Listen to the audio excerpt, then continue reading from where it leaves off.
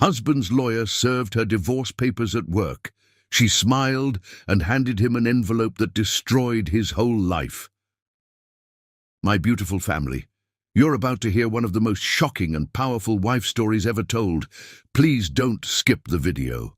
A short prayer for you. May God bless you with endless happiness and give you everything your heart desires. Don't forget to smash the like button and comment, "I am with my brother." Let's dive into this unbelievable story. Some women are born to shine in the shadows, and at 32, Aria Delacroix had made an art of being magnificently invisible. Golden Manhattan sunlight streamed across her mahogany desk as she reviewed the Thornfield acquisition contracts, her manicured fingers tracing columns of numbers that would make or break a $40 million deal. She possessed the kind of razor-sharp intelligence that could dissect a failing merger over breakfast and resurrect it before lunch. Yet the brass nameplate on her office door read simply, A. Delacroix Consulting. No mention of the empire she had quietly built from behind the scenes. "Mrs. Cross?" Her assistant's voice crackled through the intercom, using the married name that felt increasingly foreign on Aria's tongue. "Your husband's office called. The Henderson project needs immediate attention." Aria's jaw tightened imperceptibly. Another crisis for her to solve while Damien Cross collected the credit and posed for magazine covers. She glanced at the latest issue of Manhattan Business Weekly, propped against her computer monitor. Damien's confident smile dominating the cover beneath the headline, "The Golden Touch, How Damien Cross Turns Dreams into Empires." If they only knew the truth. "Tell them I'll handle it," Aria replied, already pulling up the Henderson files. 3 months ago, she had warned Damien about the zoning complications that would plague this project. He had dismissed her concerns with a patronizing smile and a pat on her hand, treating her like a child playing dress-up in the corporate world. Now, facing city council rejections and furious investors, he desperately needed her expertise to clean up his mess. She had been cleaning up his messes for 8 years. The irony wasn't lost on her that Aria Delacroix, the girl from Crown Heights who had clawed her way through Columbia Business School on scholarships and determination, now spent her days rescuing the ventures of a man who introduced her at parties as his lovely wife rather than his business partner. Her grandmother's voice echoed in her memory, words spoken on her wedding day with prophetic wisdom. "Baby girl, a woman should always have a door she can walk through without asking for permission." Aria had kept her own doors. Her personal investment portfolio, carefully curated and legally separate from Damien's holdings, included controlling stakes in 2 major suppliers that formed the backbone of Cross Holdings' construction projects. Damien knew she had some investments, but he had never bothered to ask for details. In his world, wives collected art and planned charity galas. They didn't accumulate corporate power. His oversight would prove costly. The Henderson crisis consumed her morning, requiring delicate negotiations with city officials and a complete restructuring of the development timeline. By noon, she had salvaged the project and saved Damien's reputation again. Her phone buzzed with a text from him. "Heard you worked magic on Henderson. Thanks, sweetheart. Dinner tonight with the Pemberton Group. Wear the blue dress." No acknowledgement of her brilliance. No gratitude for saving his $20 million investment. Just instructions on what to wear, as if she were his accessory rather than his salvation. Aria stared at the message until the screen went dark, seeing her reflection in the black surface. High cheekbones inherited from her Haitian grandmother, skin the color of rich coffee, eyes that held depths Damien had never bothered to explore. She was beautiful, successful, and utterly invisible in her own marriage. The Pemberton Group dinner was held at Le Bernardin, where crystal chandeliers cast prismatic light across tables filled with Manhattan's business elite. Aria wore the requested blue dress, a stunning sapphire creation that hugged her curves and made her skin glow, but she might as well have been wallpaper. The men discussed deals while their wives compared vacation homes and designer handbags. "The Brooklyn waterfront project is revolutionary," Damien was saying, gesturing expansively with his wine glass. "We're talking about transforming an entire neighborhood, creating jobs, revitalizing the community." Arya bit back a smile. She had conceived that project, spending months walking those Brooklyn streets, talking to longtime residents, understanding their needs and dreams. The community gardens, the affordable housing component, the local business incentives, all her ideas, now flowing from Damien's lips as if they had sprung fully formed from his mind. "Damien has such vision," gushed Patricia Pemberton, the wife of their potential investor. "How does he come up with these innovative concepts?" "It's all about listening," Damien replied smoothly. "Understanding what communities really need." The lies came so easily to him now. Arya wondered when she had become complicit in this charade, when she had started accepting credit stolen in small increments until nothing remained for her. "And what do you do, Arya?" asked James Pemberton, finally acknowledging her presence. Before she could answer, Damien's hand found hers, squeezing with just enough pressure to signal her to stay quiet. "Arya keeps me grounded," he said with his most charming smile.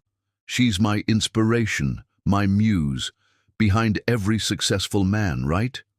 The table laughed politely. Arya's smile felt carved from ice. But then something shifted in the restaurant's atmosphere. A figure appeared beside their table, tall, commanding, with salt and pepper hair and intelligent grey eyes that seemed to see everything. The maitre d' was leading him to a nearby table when those eyes found Arya's face. Recognition hit like lightning. "Arya Delacroix?" The voice was deeper than she remembered, roughened by years, but unmistakably familiar. Rhodes Whitman. His name fell from her lips like a prayer she thought she had forgotten. Law school, study sessions that stretched until dawn, coffee-fueled debates about justice and integrity. The boy who had believed she could change the world, who had seen her potential when she could barely see it herself. "You two know each other?" Damien's voice carried a sharp edge. "Columbia Law," Rhodes replied, his gaze never leaving Arya's face. "We were study partners. Arya was the smartest person in our class." The words hung in the air like an accusation. When was the last time someone had called her smart in Damien's presence? When was the last time someone had looked at her and seen her mind rather than her marriage? "That's wonderful," Patricia Pemberton chirped. "Small world, isn't it?" "Indeed," Rhodes said, but his eyes remained locked with Arya's. "I was just thinking about our constitutional law discussions. You had such fascinating perspectives on corporate accountability and justice." Heat crept up Arya's neck. He remembered. After all these years, he remembered their conversations, their dreams, their late-night debates about using law to protect the powerless against predatory business practices. "That was a long time ago," she said softly. "Some things don't change," Rhodes replied. "Intelligence, integrity, the desire to fight for what's right." Damien's grip on her hand tightened to the point of pain. "Well, Arya's fighting days are behind her now. She's got better things to worry about than dusty legal theories."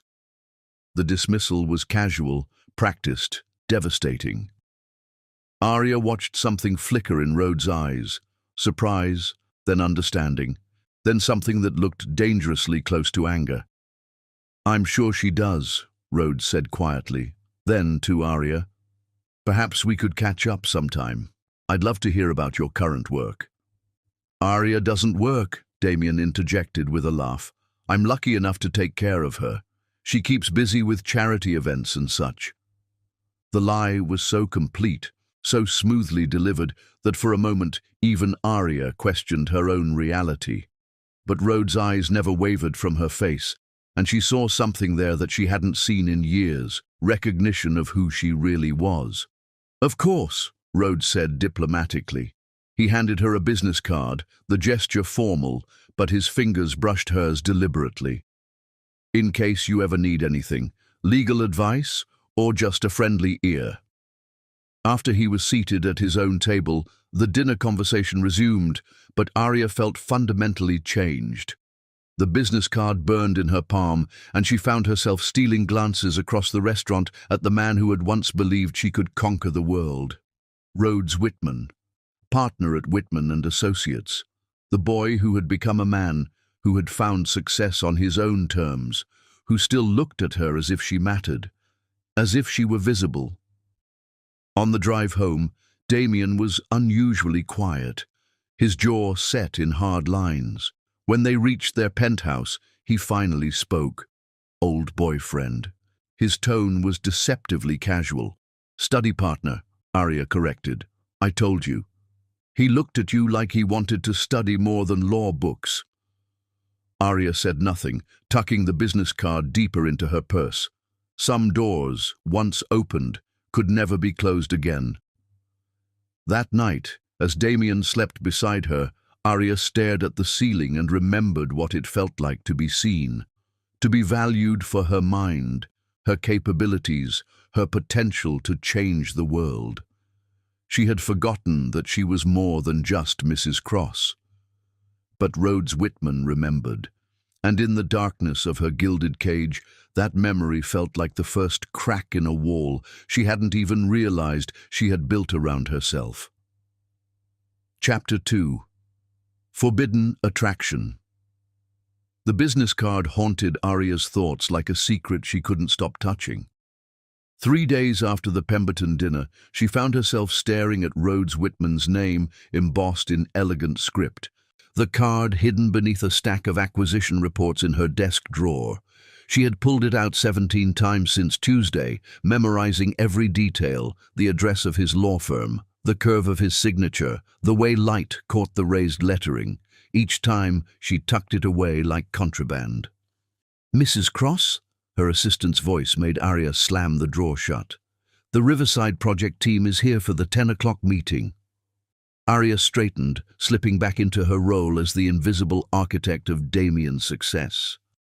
The Riverside Project, another one of her concepts being presented under her husband's name, needed her strategic guidance to navigate environmental concerns that could derail the entire development. For the next 2 hours, she dissected zoning laws, restructured timeline projections, and solved problems that had stumped Damien's highly paid consultants for weeks. The team hung on her every word, scribbling notes and nodding with the reverence usually reserved for industry legends. Brilliant as always, Mrs. Cross, said David Park, the lead architect. How did you think to approach the wetlands issue from that angle? Experience, Arya replied simply, though the truth was more complex. She had spent her childhood summers with her grandmother in Louisiana, learning to read the subtle signs of land that held water, understanding the delicate balance between development and preservation. That knowledge, combined with her business acumen, made her invaluable and invisible. After the meeting, Arya found herself walking through Central Park, needing air and space to think. The October afternoon was crisp, leaves painting the trees in shades of gold and crimson that reminded her of the warmth she had seen in Rhodes's eyes. Arya? She turned, heart stopping. Rhodes stood 20 feet away, looking distinguished in a charcoal coat, a leather briefcase in his hand, and something unreadable in his expression. I was hoping I might run into you, he said, approaching slowly as if she might bolt. I walk through the park most afternoons after court. Helps me think. I needed air, she admitted, then wondered why she felt compelled to explain herself to him. They fell into step together, the silence comfortable in a way that surprised her. This was dangerous territory, walking with another man, feeling the pull of attraction she hadn't experienced in years, but she couldn't bring herself to leave. You've done well for yourself, Arya said, noting the quiet confidence in his bearing. Senior partner at a respected law firm, from what I can see. Senior partner, actually. There was modest pride in his voice, but no arrogance. We handle corporate accountability cases mostly, David and Goliath situations, you could say. Arya smiled despite herself. Still fighting the good fight. Someone has to. He glanced at her sideways. What about you? Are you really not working, or was your husband just being protective the other night? The question hung between them like a bridge she could choose to cross or burn. Arya stopped walking, facing him fully for the first time. I consult, she said carefully. Strategic development, project management, crisis resolution. For cross-holdings, among others. It wasn't exactly a lie, but it wasn't the whole truth either. Rhodes studied her face with the same intensity he had once reserved for contract law, and she felt exposed in a way that was both terrifying and exhilarating. The Brooklyn waterfront project, he said suddenly. The one your husband was discussing at dinner. The community integration aspects, the environmental safeguards, that was you, wasn't it? Heat flooded her cheeks. What makes you say that? Because I remember how you used to talk about responsible development, how you wanted to build bridges between communities instead of walls. That project sounds exactly like something you would design. The recognition in his voice was like sunlight after years of shadow. Someone saw her work. Someone understood what she was trying to accomplish. It doesn't matter who conceived it, she said quietly. What matters is that it gets built right. It matters, Arya. His voice was fierce, urgent. Your ideas, your brilliance, it matters. You matter. The words hit her like a physical force. When was the last time someone had told her she mattered? When was the last time she had believed it herself? Rhodes, she began, but he stepped closer, and the words died in her throat. I never forgot you, he said softly. Even after law school, even through my marriage and divorce, even when years passed without contact, I never forgot the woman who could argue constitutional law until 3 in the morning and still have energy to solve the world's problems. That woman was very young, Arya whispered. Very naive. That woman was extraordinary. She still is. The space between them seemed charged with electricity. Arya felt herself leaning toward him, drawn by a magnetic pull she hadn't experienced in years, but reality crashed over her like cold water. I'm married, she said, stepping back, unhappily. The word hung in the air between them, too true to deny and too dangerous to acknowledge. You don't know that, she protested weakly. Don't I? Rhodes' grey eyes were steady, compassionate, devastating in their clarity. I saw how he talked to you, how he dismissed your intelligence, your contributions. That's not how a man treats a woman he loves and respects. Arya wrapped her arms around herself, suddenly cold despite the afternoon sun. It's complicated. Love shouldn't be complicated, Arya. It should be simple, clear. A partnership between equals who see the best in each other. Is that what you had? She asked, deflecting. In your marriage? Rhodes was quiet for a long moment. No, he admitted. Sarah wanted me to be someone I wasn't. More ruthless, more willing to compromise my principles for profit.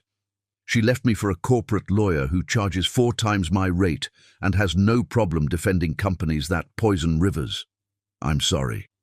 Don't be. It taught me what I don't want, what I won't accept. He paused, his gaze intense, and what I will fight for. The implication in his words made Arya's pulse race, but before she could respond, her phone buzzed with a text from Damien. Where are you? Henderson meeting moved up to 4, need damage control. Another crisis, another mess for her to clean up while he took the credit. I have to go, she said, hating the disappointment in her own voice. Of course. Rhodes handed her another business card, this one with his personal cell phone number written on the back in strong, decisive handwriting.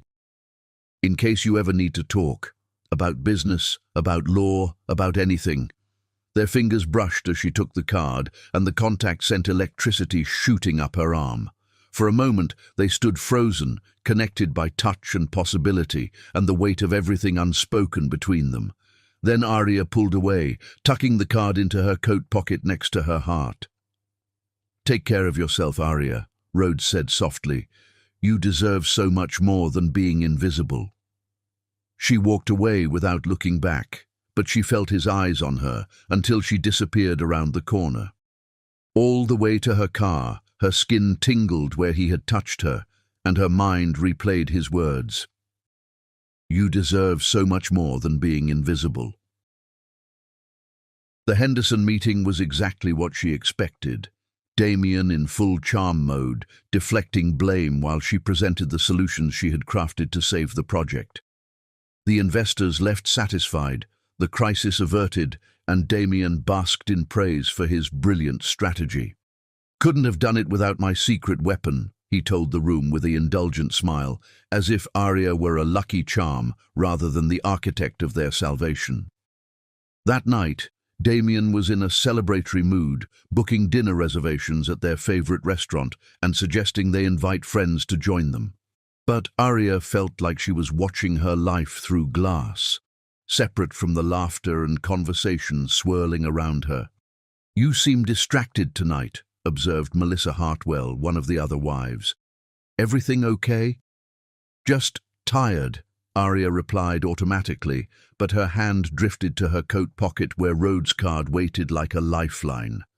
She excused herself to the ladies' room and pulled out her phone, staring at the number he had written in his careful script. Before she could second-guess herself, she typed a message. "Thank you for seeing me today. Really seeing me. It meant more than you know." She hit send before courage could abandon her. The response came within minutes. "You are impossible to miss, Arya. You shine too brightly to ever truly be invisible." Standing in the marble-appointed restroom of New York's most exclusive restaurant, reading words that made her feel more valued than 8 years of marriage, Arya finally understood what her grandmother had meant about keeping doors open. Some doors led back to who you used to be. Some doors led forward to who you might become. And some doors, if you were brave enough to walk through them, led to the person who had been waiting for you all along. When she returned to the dinner table, Damien was deep in conversation with his friends about a weekend golf trip to the Hamptons. He didn't notice that she had been gone for 10 minutes. He didn't notice the flush in her cheeks or the way her eyes sparkled with something that had nothing to do with the wine. For the first time in years, Arya felt fully alive. And for the first time in her marriage, she felt the stirrings of something that terrified and exhilarated her in equal measure. Hope. Chapter 3. The trap is set. The blow came on a Monday morning, delivered by a man in a $5,000 suit who smiled like he was handing her flowers instead of a death sentence. Arya looked up from the Meadowbrook development contracts to find a stranger standing in her office doorway, tall, silver-haired, with the predatory confidence of a Manhattan attorney who billed by the minute. "Mrs. Arya Cross." His voice was smooth as aged whiskey and twice as poisonous. "Yes?" She set down her pen, instinctively straightening in her chair. "Marcus Rothstein, attorney for Mr. Damien Cross." He stepped into her office without invitation, closing the door behind him with deliberate precision. "I have some documents that require your immediate attention." The manila envelope he placed on her desk felt heavy as lead. Inside were legal papers crisp with formality and malice, the words, "Petition for Dissolution of Marriage," stamped across the top in letters that seemed to burn through the page. Arya's hands remained steady as she read, but her heart hammered against her ribs. Asset division, spousal support, terms that painted her as a dependent spouse entitled to minimal compensation for 8 years of invisible labor. The prenuptial agreement, signed when she was 24 and foolishly in love, would leave her with virtually nothing. The penthouse, the art collection, the business interests she had helped build. All of it would remain with Damien. But it was the handwritten note, clipped to the back page, that made her blood freeze. By the time you read this, the board will have voted you out of every position. You've been a wonderful accessory, darling, but it's time for an upgrade. Try not to make this difficult. Jack. Rothstein watched her read with the satisfaction of a cat who had cornered a mouse. Mr. Cross has asked me to expedite these proceedings. He's prepared to be generous with temporary support if you sign quickly and quietly.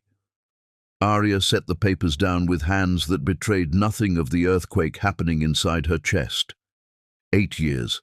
8 years of building his empire, solving his crises, saving his reputation while he collected credit and magazine covers. 8 years of being the invisible architect of his success, and this was how it ended, with a lawyer's smirk and a note that reduced her to an accessory. "I'll need time to review these documents," she said, her voice steady as granite. "Of course." Rothstein straightened his tie. "Mr. Cross hopes you'll see reason. Fighting this would be unproductive for everyone involved." The threat was elegant in its subtlety.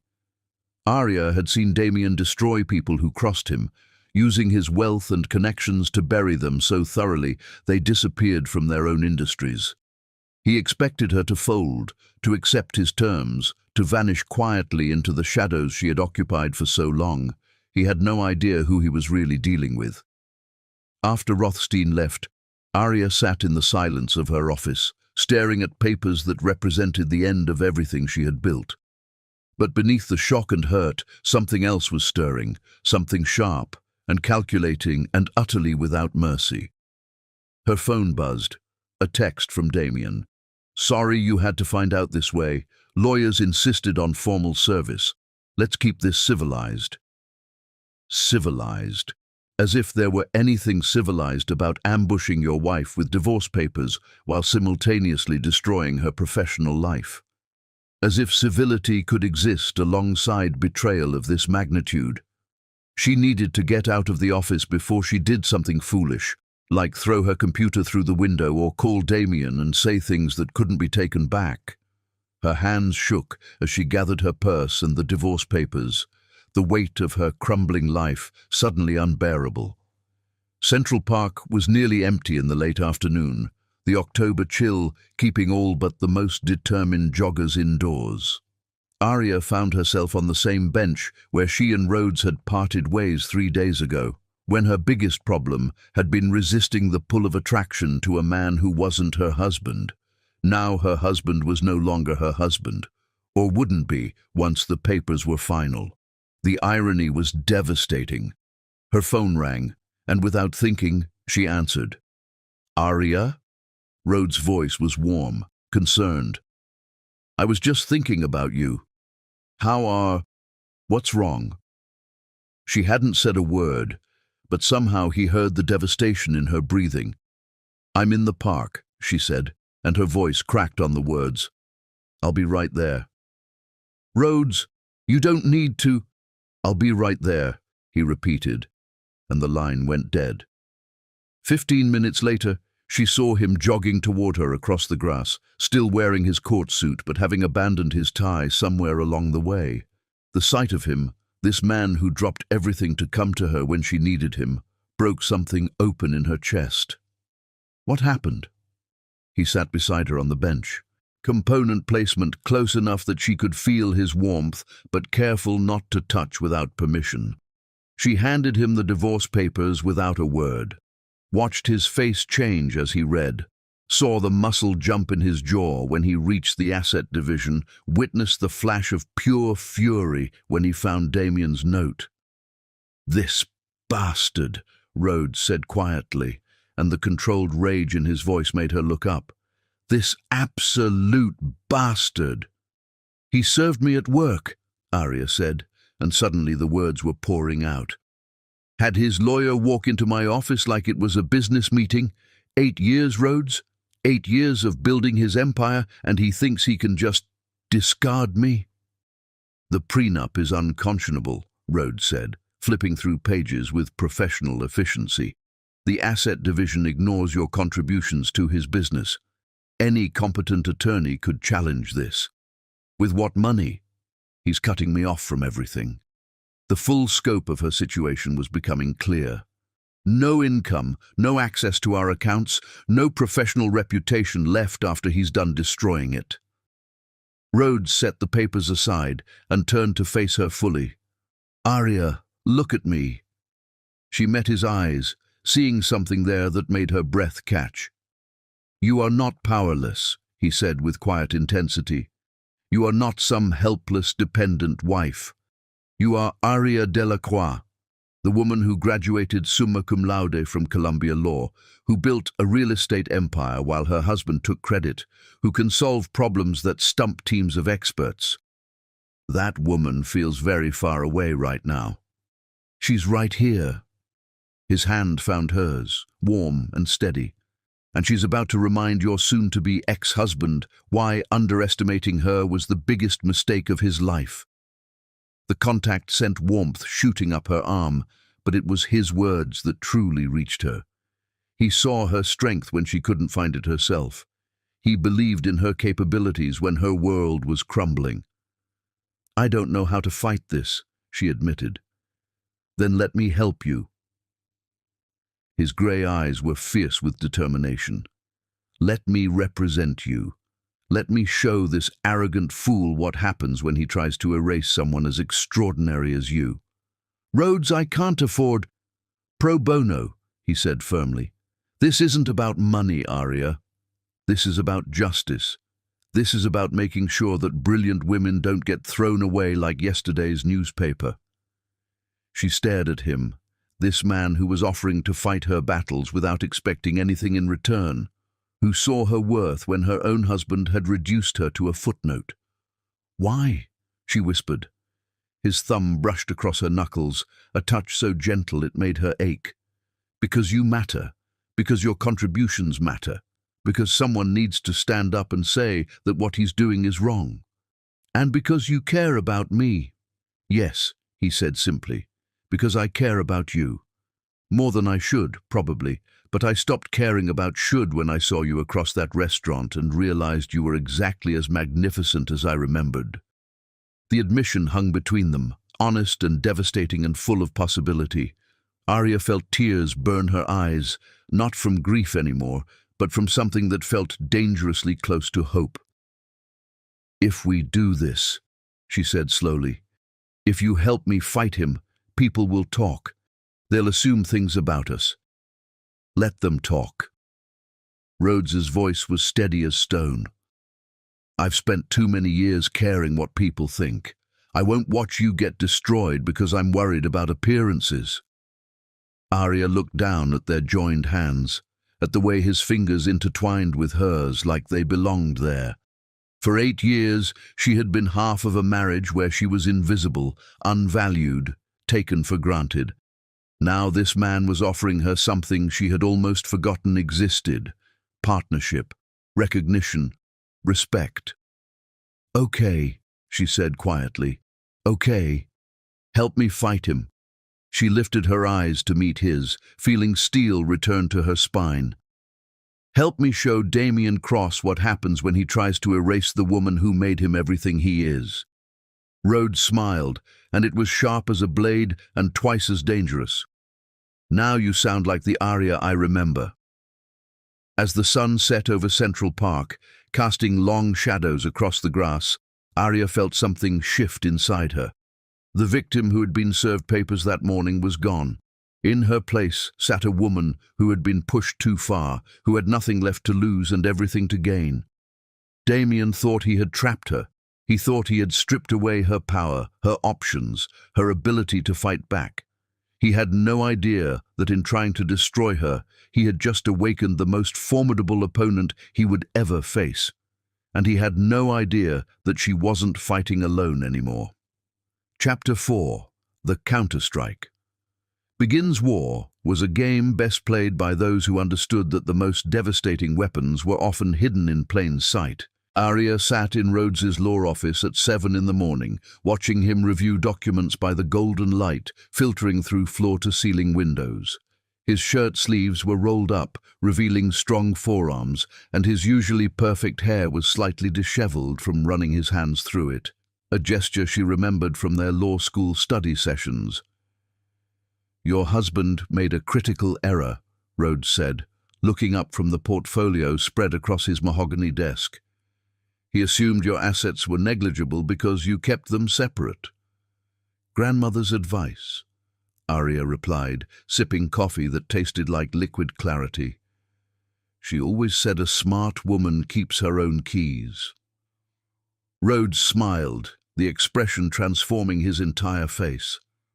"Your grandmother was brilliant. These holdings are substantial, Arya, more than substantial. They're strategically positioned."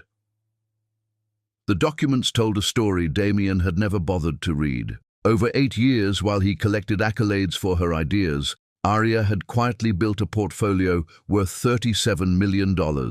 Not in glamorous stocks or trendy tech companies, but in the unglamorous backbone of construction: concrete suppliers, steel fabricators, specialty contractors, companies that Cross Holdings couldn't function without.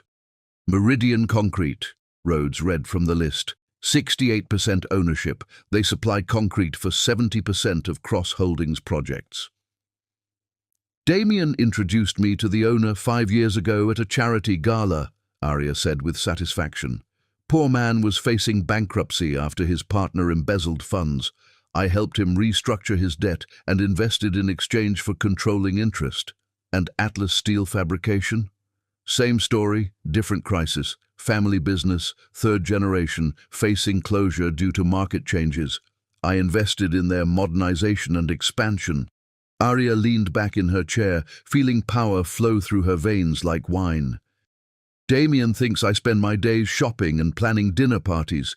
He has no idea that I've been building my own empire." Rhodes stared at her with something approaching awe. "You've been playing chess while he's been playing checkers. For 8 years. The satisfaction in her voice was unmistakable. "Every crisis he dismisses, every problem he ignores, I find solutions that benefit both him and me. The difference is, I make sure I hold the cards. And now it's time to play them." At exactly 9 a.m., Arya made the first call. Thomas Meridian, CEO of Meridian Concrete, answered on the second ring.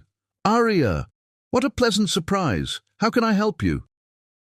"I need you to freeze all deliveries to Cross Holdings projects, effective immediately," she said calmly. "Tell them there are concerns about pending legal matters that require resolution." There was a brief pause.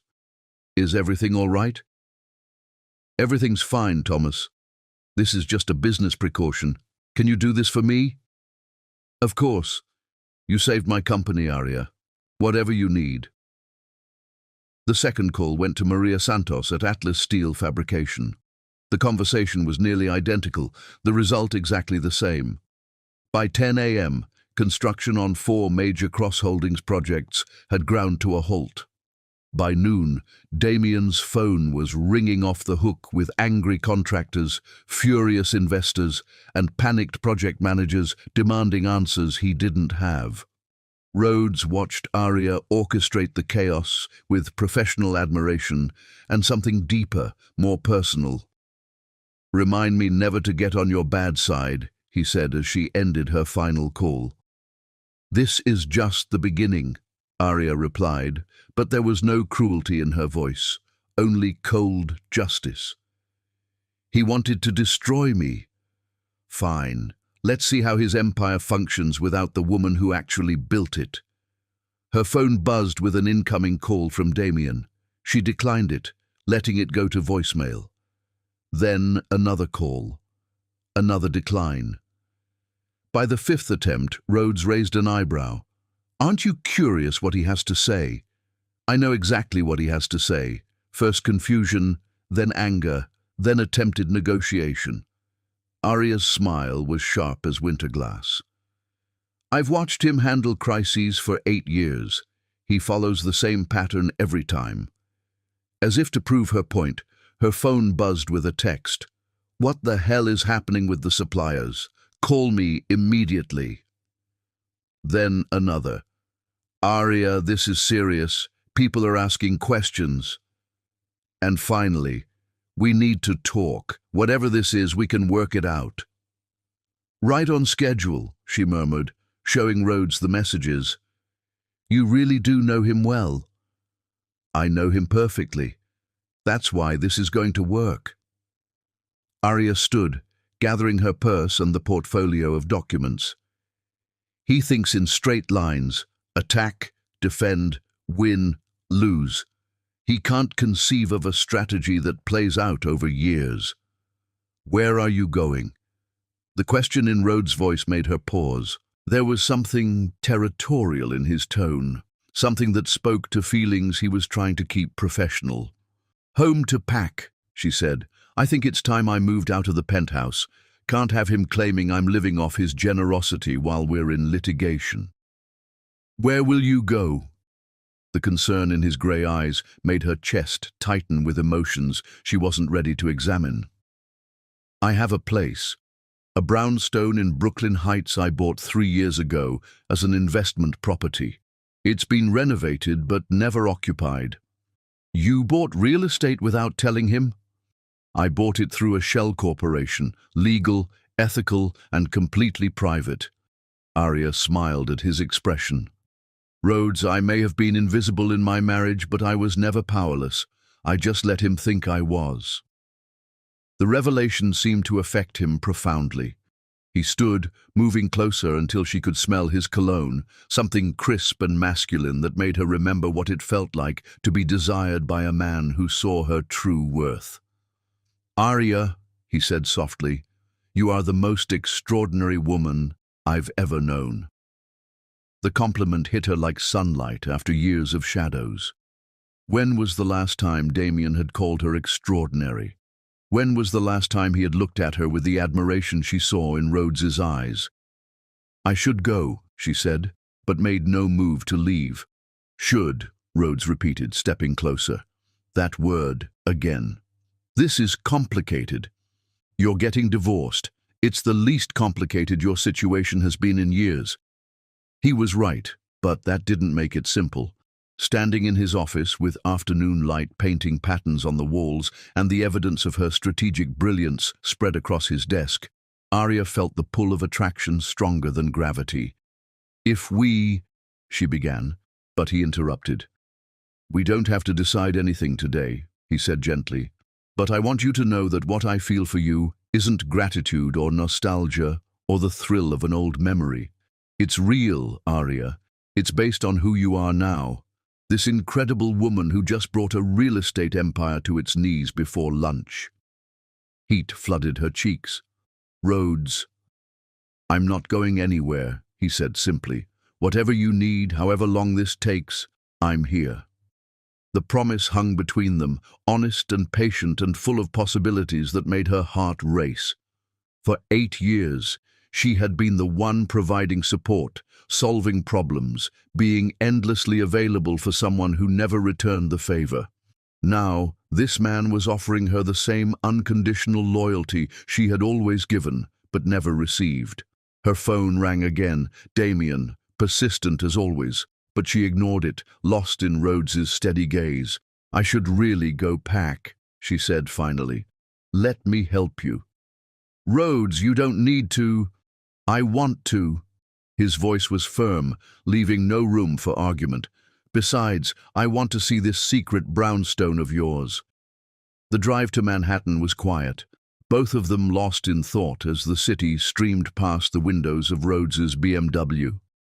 At the penthouse, Arya felt like a stranger revisiting a life that no longer fit.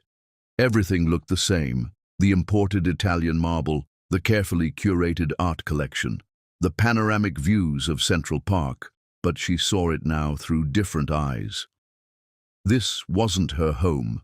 It was Damien's stage, and she had been just another prop in his carefully constructed image of success.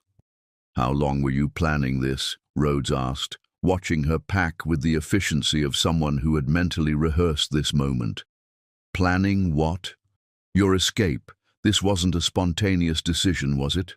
Arya folded a silk blouse, considering how much to reveal. After the first time he took credit for one of my projects, I started protecting myself. I didn't know it would end like this, but I knew someday I might need my own resources. Remarkably prescient. My grandmother used to say that a woman who doesn't prepare for independence will find herself dependent on men who don't deserve her. Arya smiled sadly. I wish she could have lived to meet you. The comment slipped out before she could stop it, too intimate and revealing for their carefully maintained boundaries. But Rhodes's answering smile was worth the risk. I wish I could have met her too, he said softly. She raised an extraordinary granddaughter. As the sun set over Manhattan, painting the penthouse in shades of gold and amber, Arya finished packing 8 years of her life into 4 suitcases. It should have felt like an ending, but with Rhodes helping her carry boxes and making quiet observations that revealed how closely he was paying attention to everything about her, it felt more like a beginning. Tomorrow, Damien would wake up to discover that his wife, the woman he had dismissed as a decorative accessory, had vanished along with the foundational elements of his business empire. Tomorrow, the real war would begin. But tonight, for the first time in years, Arya fell asleep with the certainty that she wasn't fighting alone. Chapter 5. Building the Case. The women who gathered in Arya's Brooklyn Heights brownstone Thursday evening looked like they belonged in a magazine spread about elegant entertaining, but they had come for blood. I still can't believe you actually did it, whispered Patricia Pemberton, accepting a glass of wine from Arya's hand. When I got your invitation, I thought it was a book club or charity planning committee. This is much more important than charity, replied Victoria Ashford, formerly Victoria Chen, whose divorce from tech mogul Richard Ashford had made headlines 2 years ago. This is justice. Arya surveyed her guests with satisfaction. 6 women, all exquisitely dressed, all bearing scars from battles with powerful men who had underestimated them. Patricia Pemberton, whose husband James had tried to hide assets during their divorce. Victoria, who had discovered her ex-husband's tax evasion schemes. Maria Santos, who had survived a marriage to a construction magnate with ties to organized crime. And 3 others whose stories had intersected with Damien Cross in ways that left them hungry for retribution. Ladies, Arya said, raising her glass of wine, thank you for coming. I believe we all share something in common besides impeccable taste in attorneys. Laughter rippled through the room, but it had teeth. We've all been married to men who confused wealth with worth, said Elena Rodriguez, whose ex-husband had been one of Damien's early business partners. Men who thought marriage licenses were ownership papers. Men who stole our ideas and called them inspiration, added Catherine Wright, a former architect whose designs had been appropriated by her developer husband, with Damien's enthusiastic encouragement. Arya nodded, feeling the electric energy of women who had been pushed too far. I asked you here because I know Damien has affected all your lives, Arya began, her voice carrying quiet steel. Some of you lost money when he defaulted on deals. Some watched him steal credit from your husbands, then destroy them when they protested. And some of you, she looked directly at Elena, have evidence of his illegal practices that you've been waiting for the right moment to use. Elena's smile was sharp as a blade. I've been saving those offshore account records for a very special occasion. Consider this that occasion. For the next 3 hours, they shared stories, documents, and evidence that painted a picture of Damien Cross as a serial predator who used charm and connections to exploit everyone around him. Tax avoidance schemes that bordered on fraud, bribes to city officials disguised as consulting fees, shell companies designed to hide assets and launder money. Rhodes arrived at 10 o'clock, having spent the evening reviewing legal precedents for their case. Arya introduced him to the group as the attorney who's going to help us make sure justice is served, and watched their faces light up with predatory satisfaction. Ladies, Rhodes said, settling into the chair Arya offered him, what you've compiled here is extraordinary. This level of evidence, financial records, correspondence, witness testimony, it's enough to destroy him completely. That's the idea, said Victoria with relish. The question is how to use it strategically, Rhodes continued, his gaze finding Arya's. We want to maximize impact while staying within legal boundaries. Patricia leaned forward. What's our timeline? The divorce proceedings begin in earnest next week, Arya replied. But this goes beyond my divorce. This is about making sure he can never do to another woman what he's done to all of us. After the women left, exchanging contact information and promises to stay in touch, Arya found herself alone with Rhodes in her living room. The brownstone, her secret retreat, felt different with him in it. Warmer, more alive. You were magnificent tonight, he said, helping her carry glasses to the kitchen. Watching you orchestrate that meeting was like watching a masterclass in strategic thinking. It felt good, Arya admitted, loading the dishwasher. For 8 years, I felt like I was fighting alone. Tonight, I realized I never was. There were women everywhere who had been hurt by him, waiting for someone to organize them. You're not just fighting for yourself anymore. I'm fighting for all of us. Rhodes moved closer, close enough that she could see the flecks of gold in his grey eyes, close enough to feel the heat radiating from his body. Arya. I know. She turned to face him fully, her heart hammering against her ribs. This is complicated. It doesn't have to be. His hand came up to cup her cheek, thumb brushing across her skin with infinite gentleness.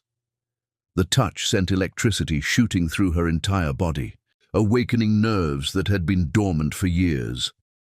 I'm still married, she said, but the words lacked conviction. To a man who served you divorce papers and tried to destroy your life, Rhodes replied. To a man who never deserved you and clearly doesn't want you. But legally, you're separated. Emotionally, you've been divorced for years. His other hand found her waist, pulling her closer. When was the last time your husband looked at you the way I'm looking at you right now? The question hit her like a physical blow. When was the last time Damien had looked at her with desire, with admiration, with anything other than casual indifference? I don't remember, she whispered. I remember the first time I looked at you, Rhodes said softly. September 15th, first day of constitutional law. You wore a blue dress and sat in the front row, and when Professor Martinez asked about equal protection, you raised your hand and gave an answer that made half the class rethink everything they thought they knew about justice. The memory made her breath catch. You remember what I wore? I remember everything about that day. I remember thinking that I was in the presence of someone extraordinary, someone who was going to change the world. His thumb traced her lower lip, making her shiver. I was right. You did change the world. You changed mine. Rhodes, she began, but he was already leaning down, and when his lips touched hers, every rational thought fled her mind. The kiss was gentle at first, tentative, asking permission. But when she melted against him, her hands fisting in his shirt, he deepened it with a hunger that matched her own. Years of suppressed longing poured between them, the careful boundaries they had maintained crumbling like paper in rain. I've wanted this for so long, he murmured against her mouth. Wanted you for so long. We shouldn't, she said, even as her body pressed closer to his. Why not? Give me one good reason that isn't about what other people might think or what's technically proper. She tried to find reasons, but they felt flimsy compared to the solid reality of his arms around her, the way he looked at her like she was precious and powerful and perfect exactly as she was. I'm scared, she admitted finally. Of what? Of this being another mistake, of getting my heart broken again, of losing myself in another relationship where I give everything and get scraps in return. Rhodes pulled back just enough to meet her eyes, his hands framing her face with infinite tenderness. "Arya, listen to me. I am not Damien. I would never dismiss your intelligence, never steal credit for your work, never treat you like an accessory in my life. You are extraordinary, and I would spend every day making sure you never forget it." The promise in his voice broke something open in her chest. How long had it been since someone had promised to cherish her rather than diminish her? "What if? No what ifs," he said firmly. "We're both adults. We both know what we want. And what I want is you. Not someday when it's convenient or proper, but right now, while you're in the middle of claiming your power and fighting for your future." He was right. She was tired of living by other people's rules, tired of denying herself happiness because it might complicate things. Her marriage was over in everything but paperwork. Her future was uncertain but entirely her own to shape. And this man, this brilliant, principled, devastatingly attractive man, wanted her exactly as she was. "Okay," she whispered. "Okay?" Instead of answering with words, she kissed him again, pouring 8 years of loneliness and frustration into the contact. He responded with matching intensity, his hands tangling in her hair, his body pressing her against the kitchen counter with delicious urgency. "Upstairs," she gasped against his mouth, and he needed no further invitation. Her bedroom was bathed in moonlight streaming through tall windows, casting everything in silver and shadow. Rhodes looked at her with something approaching reverence, his hands gentle as he reached for the buttons of her blouse. "Are you sure?"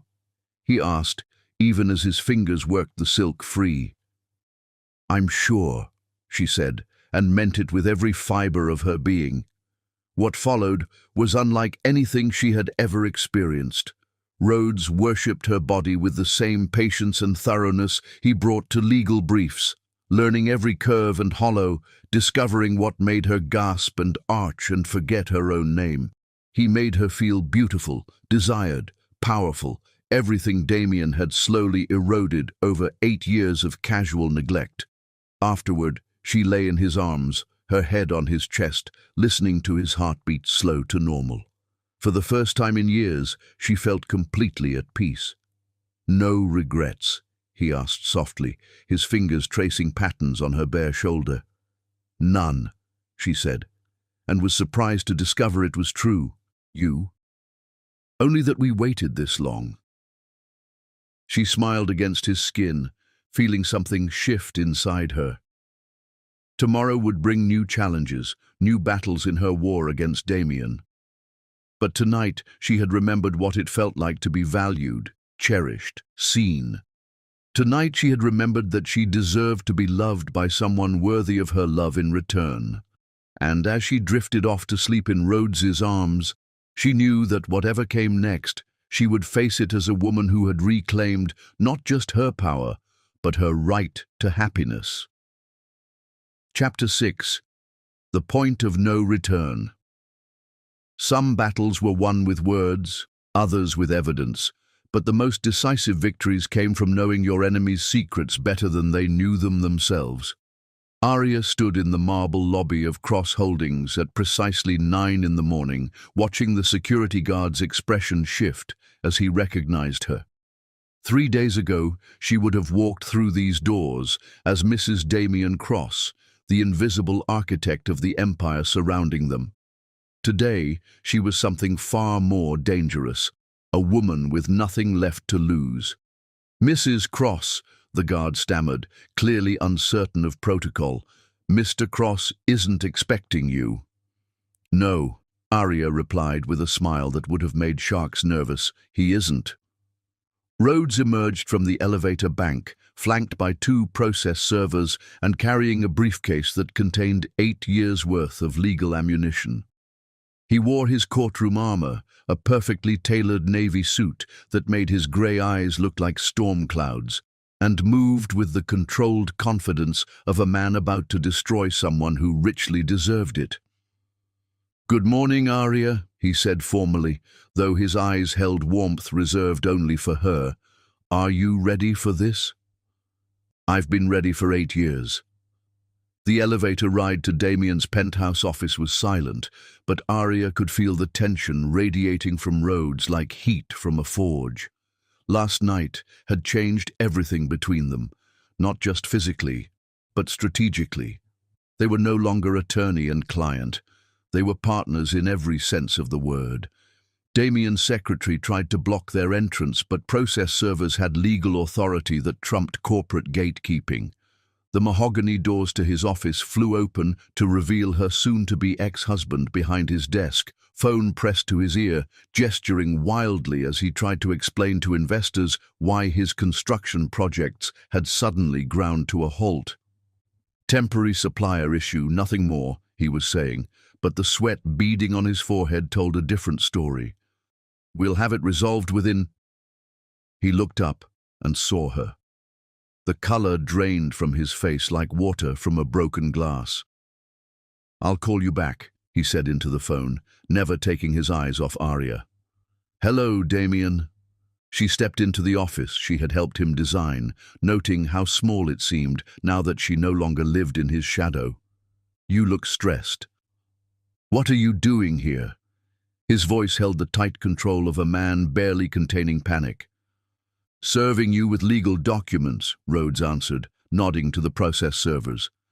Mr. Cross, you're being served with subpoenas demanding full disclosure of all financial assets, including overseas accounts, shell companies, and any funds held in trust or through third-party entities. The servers placed thick manila envelopes on Damien's desk with the ceremonial weight of guillotine blades. Arya watched her husband's face cycle through confusion, disbelief, and then blazing fury. This is harassment, Damien snarled, ripping open the first envelope. You can't just... His voice died as he read the legal documents. Where did you get this information? Arya smiled. Amazing what you can discover when you actually pay attention to the business you're supposedly running. The subpoenas were masterpieces of legal warfare, each one targeting a specific aspect of Damien's financial empire. Bank records from accounts she had discovered through their shared business email, corporate filings for shell companies she had uncovered during her years of solving his crises, investment documents that painted a clear picture of systematic tax avoidance and asset hiding. You've been spying on me, Damien accused, his voice rising. I've been watching you steal credit for my work while building a criminal enterprise, Arya replied calmly. There's a difference. Rhodes moved closer to the desk, his presence a subtle threat. Mr. Cross, I should inform you that failure to comply with these subpoenas will result in contempt of court charges. The financial penalties alone would be substantial, not to mention the criminal implications. Criminal? Damien laughed, but the sound was brittle with desperation. You're bluffing. The Meridian Steel account in the Cayman Islands, Arya said conversationally, the one you used to pay bribes to city planning officials. Did you really think I wouldn't notice patterns in your unusually high approval rates? The blood drained from Damien's face so quickly, Arya thought he might faint. Or the Luna Holdings Shell Company, she continued, enjoying his growing panic. The one that owns property in your name but pays no taxes because it's registered in Delaware through a Panamanian subsidiary. Very creative, but also very illegal.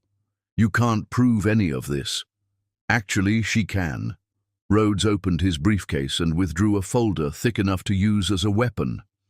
Bank statements, wire transfer records, email communications, recorded phone calls, 8 years' worth of evidence that you've been systematically defrauding the IRS, bribing officials, and laundering money through fake construction projects. Damien stared at the folder like it contained his own death warrant. How? You gave me access to everything, remember?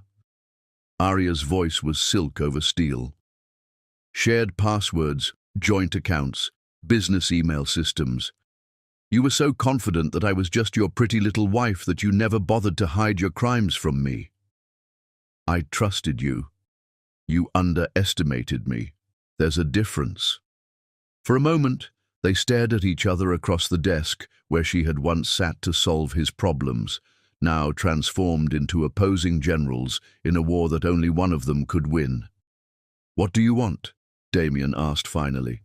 "Full asset disclosure, fair division of marital property, and acknowledgement of my contributions to cross-holdings," Arya replied, "plus criminal prosecution for your tax evasion and bribery schemes. You're destroying everything we built together." "We didn't build anything together, Damien. I built an empire while you took credit and magazine interviews." Arya leaned forward, letting him see the steel in her eyes. "Now I'm taking it back." The process servers left, their job completed, but Rhodes lingered in the doorway. "You have 72 hours to comply with the disclosure requirements," he told Damien. "After that, we file with the district attorney's office." As they rode the elevator down, Arya felt lighter than she had in years. The war was officially declared, the term set, and for the first time, she held all the advantages. But Damien wasn't finished fighting. The first sign of his counterattack came that afternoon. Arya's phone rang as she reviewed documents in Rhodes' office, his name appearing on her screen with the persistence of a stalker. "Let it go to voicemail," Rhodes advised, but Arya shook her head. "Better to know what he's planning." Damien's voice was tight with controlled rage. "You think you're so smart, but you forgot one thing. I have connections, resources, friends in high places. I can make your life very difficult." "Is that a threat?" Arya asked, putting the phone on speaker so Rhodes could hear. "It's a promise.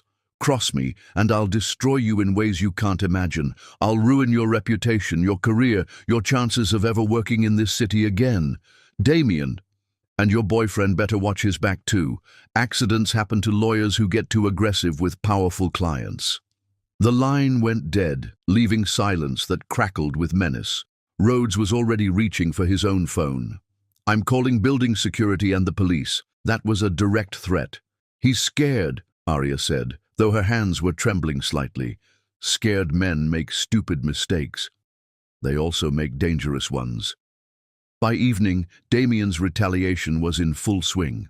Arya received calls from 3 potential clients cancelling consulting contracts. Rhodes's firm was suddenly audited by the State Bar Association for irregularities in client representation. Their photographs appeared on a gossip blog with speculation about their affair and questions about the ethics of a lawyer sleeping with his client. "He's playing dirty," Rhodes said as they reviewed the damage from Arya's brownstone, "but he's also overplaying his hand." "How so?" "Everything he's doing proves our case. The threats, the attempts to intimidate us, the misuse of his connections to harm our careers, it all supports our argument that he's a man who abuses power and destroys people who cross him." Arya curled into the corner of her sofa, feeling the weight of the day settle on her shoulders.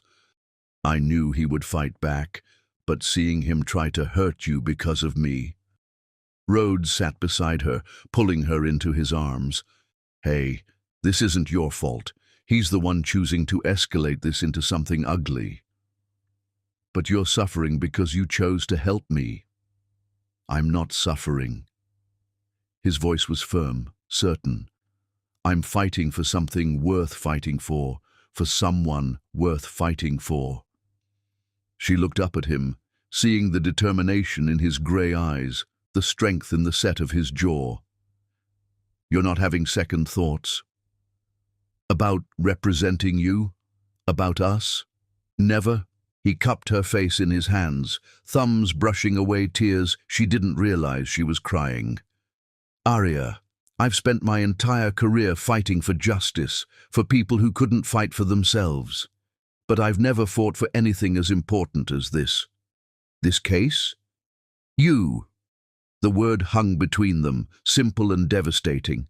"I'm fighting for you. For us, for the chance to build something real together." She kissed him then, pouring all her gratitude and fear and hope into the contact. He responded with matching intensity, reminding her that she wasn't alone in this battle anymore. "He thinks he can intimidate us into backing down," Rhodes murmured against her lips. He doesn't know us very well. No, he doesn't. He thinks you're the same invisible woman who let him steal credit for 8 years. He has no idea he's fighting a force of nature. That night, as they made love with desperate intensity, Arya felt the last of her old self slip away. The woman who had accepted scraps and lived in shadows was gone. In her place stood someone harder, smarter, more dangerous, someone who had finally learned that the most devastating weapon was the truth wielded by a woman with nothing left to lose. Tomorrow would bring new attacks, fresh cruelties, escalating warfare. But tonight, in Rhodes' arms, she felt invincible. Let Damien do his worst. She had already survived his best. Chapter 7. Love and War. The young man waiting outside Arya's brownstone looked like Damien Cross stripped of 22 years, and all pretense, with the same sharp cheekbones but eyes that held integrity instead of calculation. Arya paused on her front steps, keys in hand, studying the stranger who had clearly been waiting for her return from the grocery store.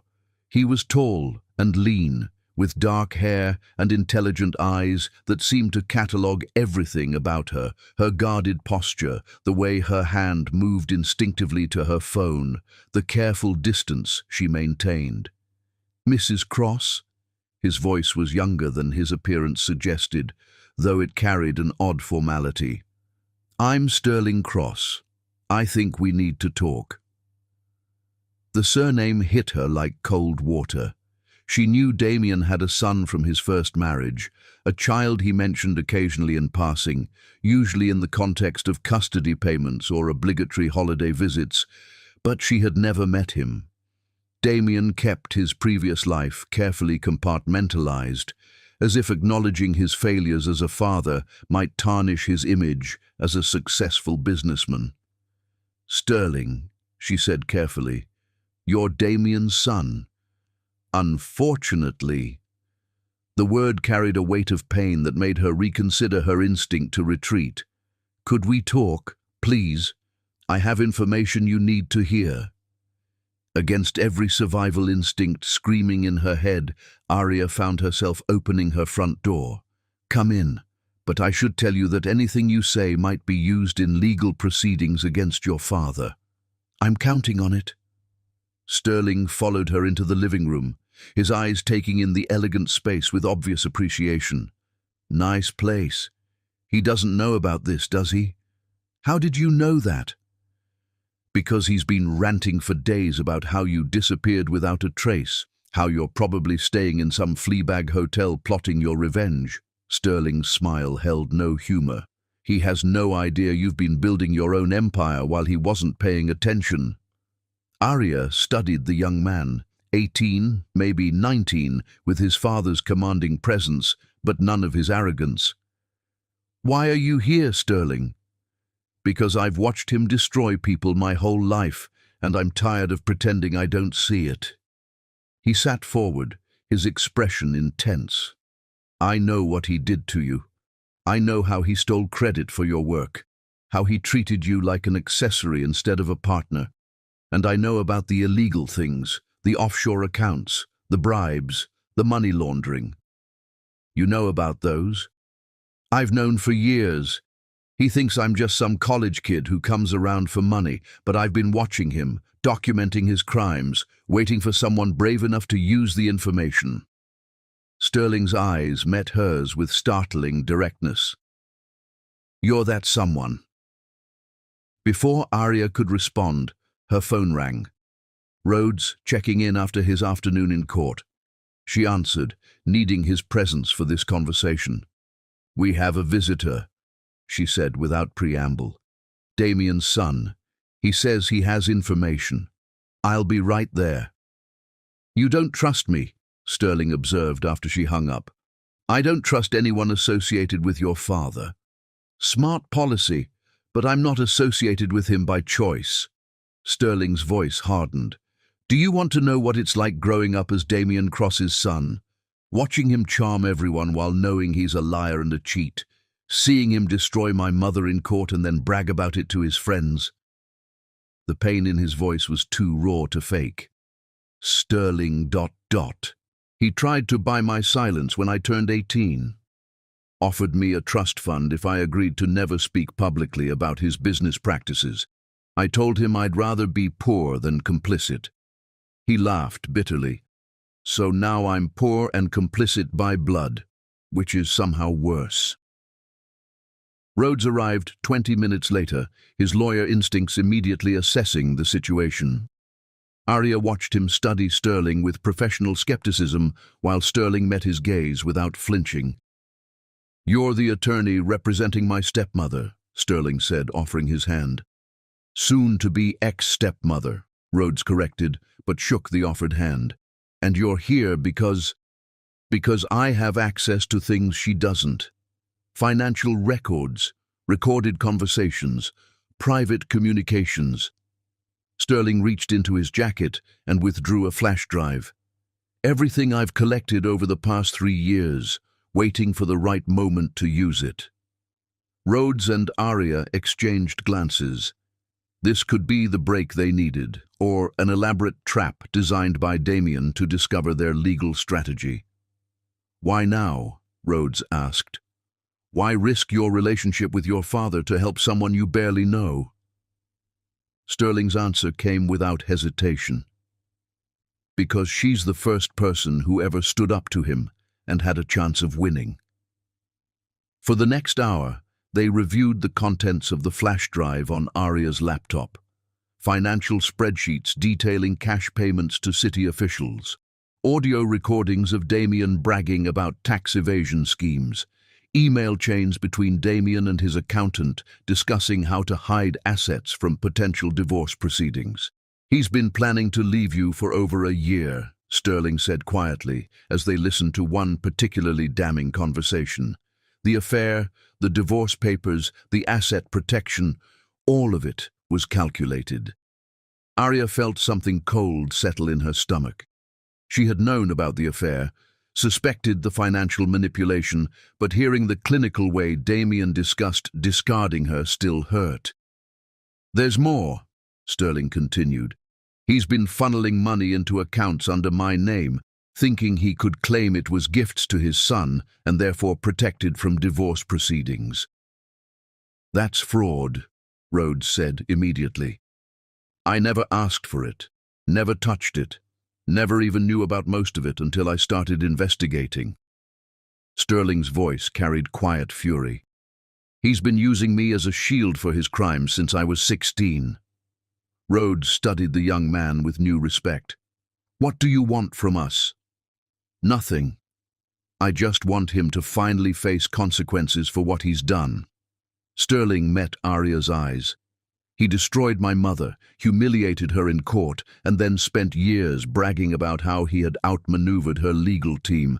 I was 14 when she died, still trying to rebuild her life after he'd finished with her." The words hung in the room like a judgment. Arya felt the weight of recognition. She could have been Sterling's mother, broken and discarded after years of being systematically diminished. "I'm sorry," she said softly. "Don't be sorry. Win." Sterling's voice was steel wrapped in velvet.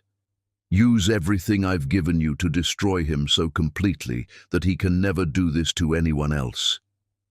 As Sterling prepared to leave, he turned back to Arya. "For what it's worth, I think you're extraordinary.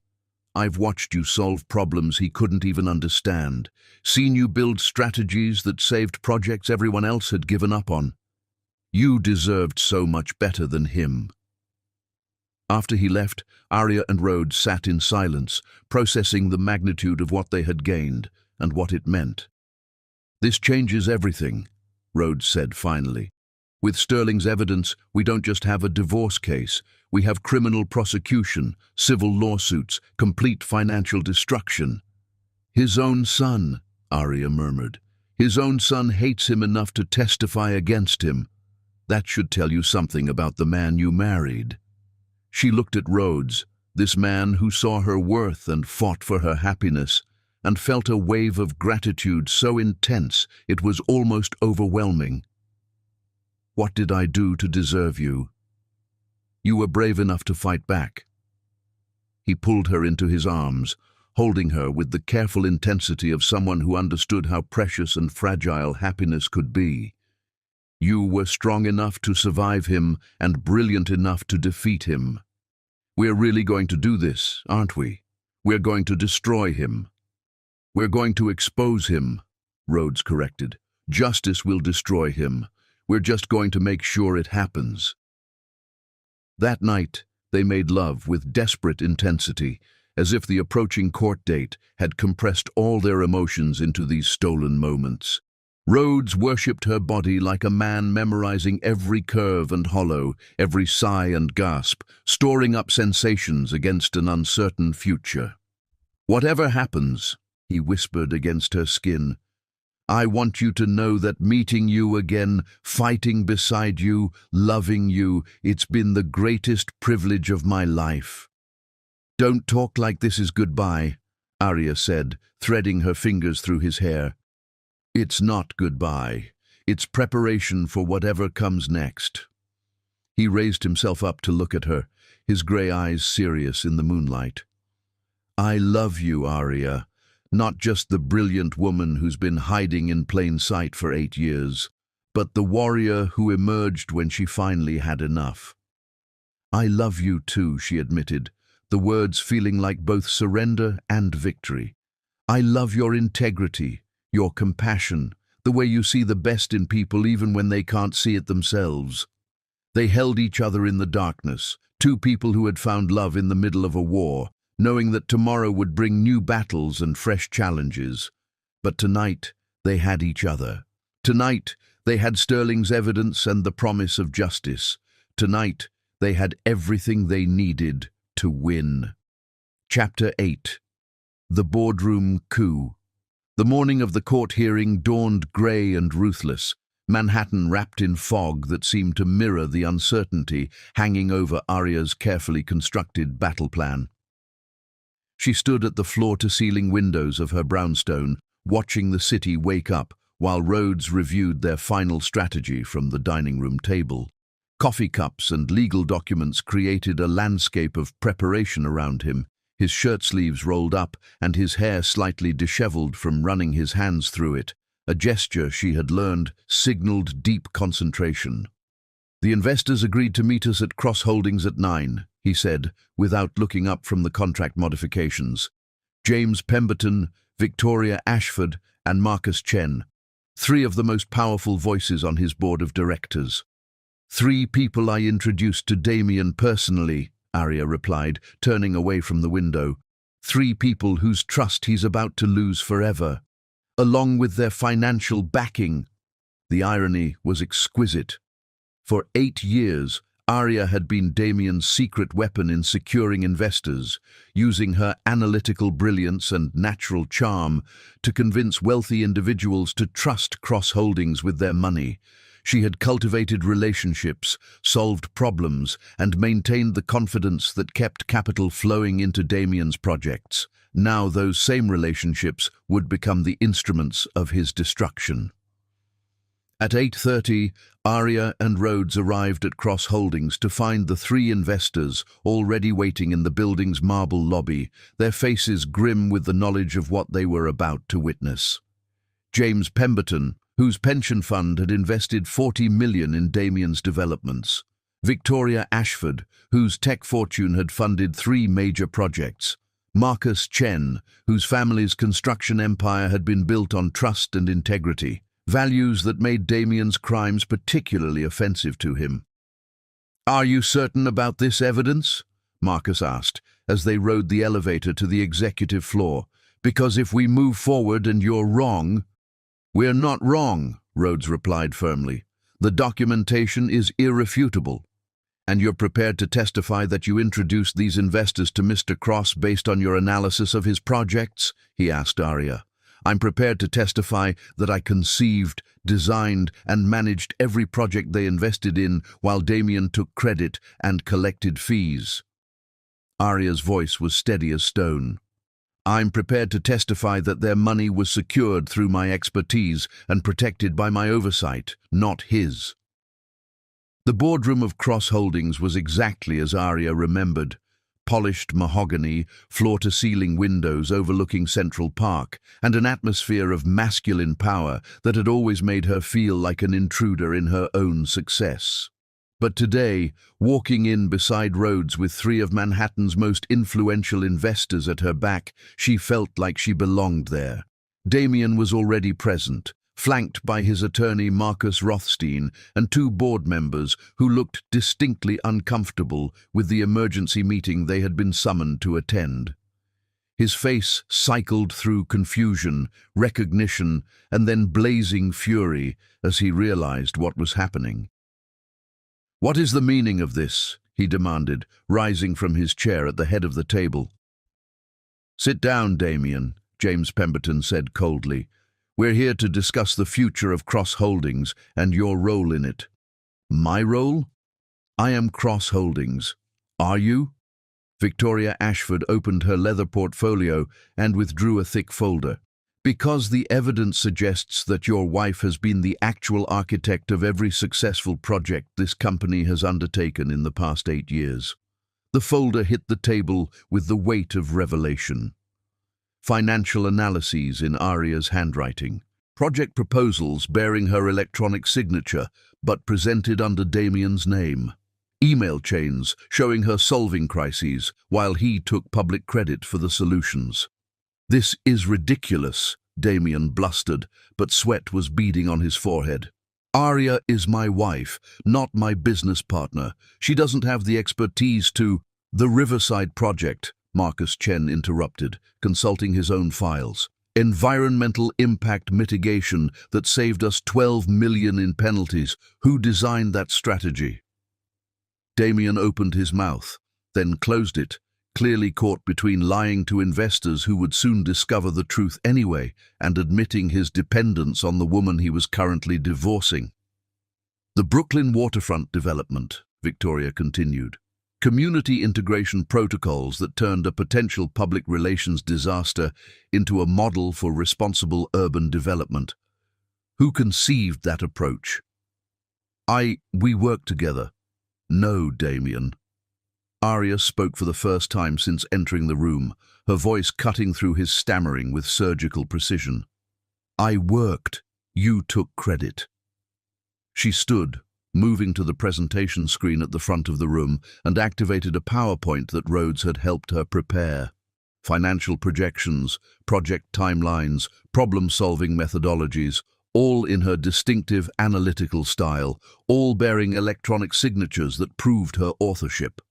"The Henderson Project," she said, clicking to the first slide.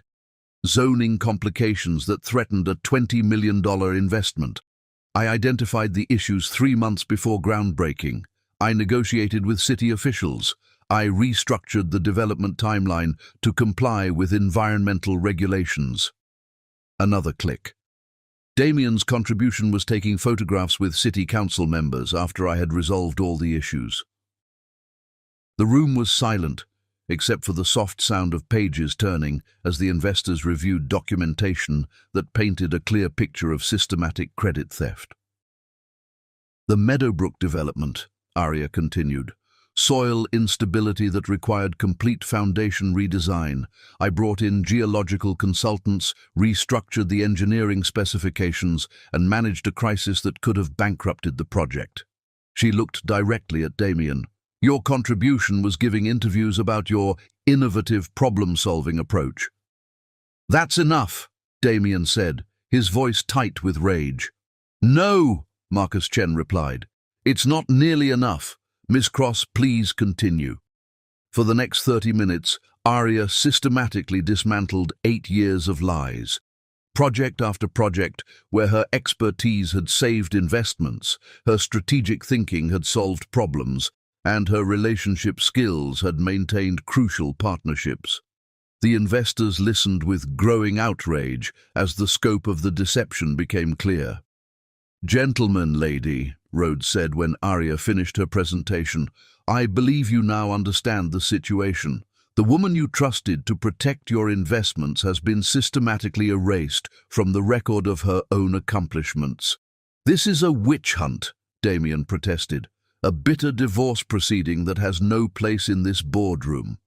Actually, Victoria Ashford said with icy precision, this has everything to do with our investments, because if Arya leaves Cross Holdings, our projects lose the strategic mind that made them successful in the first place.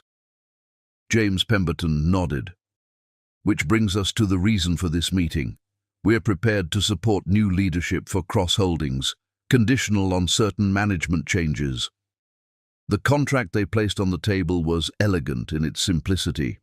A restructuring agreement that would transfer operational control of Cross Holdings to a new executive team, with Arya as Chief Strategic Officer and the 3 investors as primary board members. Damien would retain his title as founder and a minority stake in the company, but real power would reside with the people who could actually run the business successfully. "You can't do this," Damien said, but his voice lacked conviction. "We can and we are," Marcus replied. "Our investment agreements include clauses allowing for leadership changes in cases of fiduciary breach or operational incompetence. Your systematic misrepresentation of company capabilities qualifies on both counts." "Besides," Victoria added with a smile that would have made wolves nervous, "Arya has agreed to stay with the company under new management. Without her, you have no credible leadership for projects worth over $200 million. Arya watched Damien's face as the reality of his situation penetrated his arrogance. He could fight the restructuring and lose everything when the investors withdrew their support, or he could accept minority status in the empire he had built on stolen credit. "What guarantee do I have that this isn't just revenge?" he asked desperately. "You don't," Arya replied simply. "But then, you never gave me any guarantees either."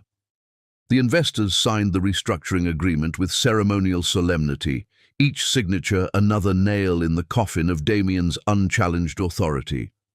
When the documents were complete, Arya found herself holding a contract that made her the effective head of the company she had always run from the shadows. "Congratulations, Chief Strategic Officer Cross," James Pemberton said, shaking her hand. "I think this company is going to be more successful than it's ever been." As the meeting broke up and the investors departed, Damien sat alone at the boardroom table, staring at papers that reduced him to a figurehead in his own company. The man who had dismissed her as his lovely wife now faced the prospect of watching her succeed in roles he could never fill. "This isn't over," he said, as Arya and Rhodes prepared to leave. "Yes, it is," Rhodes replied calmly. "The only question now is whether you accept your diminished role gracefully or force us to pursue criminal charges for your financial crimes." Outside Cross Holdings, Arya and Rhodes stood on the sidewalk, breathing air that tasted like freedom and victory. "How do you feel?" he asked, studying her face in the morning light. "Powerful," she said, surprising herself with the word. "For the first time in 8 years, I feel powerful. Good. Because this afternoon, we finish him in court." As they walked toward the courthouse where her divorce would be finalized and her new life would officially begin, Arya reflected on the journey that had brought her to this moment. From invisible wife to corporate executive, from victim to victor, from a woman who accepted scraps to one who claimed everything she deserved. The war wasn't over yet, but she could already taste victory, and it was sweeter than she had ever imagined. Chapter 9. The Reckoning Begins. The courtroom felt like a coliseum where gladiators came to die, and Arya Cross walked into it like a woman who had already counted the cost of victory. Judge Margaret Thornfield presided over courtroom 3B with the no-nonsense authority of someone who had witnessed every variety of human failure and found them all equally tedious. Her silver hair was pulled back in a severe bun, her reading glasses perched precisely on her nose, and her expression suggested she would tolerate neither grandstanding nor incompetence from the attorneys appearing before her.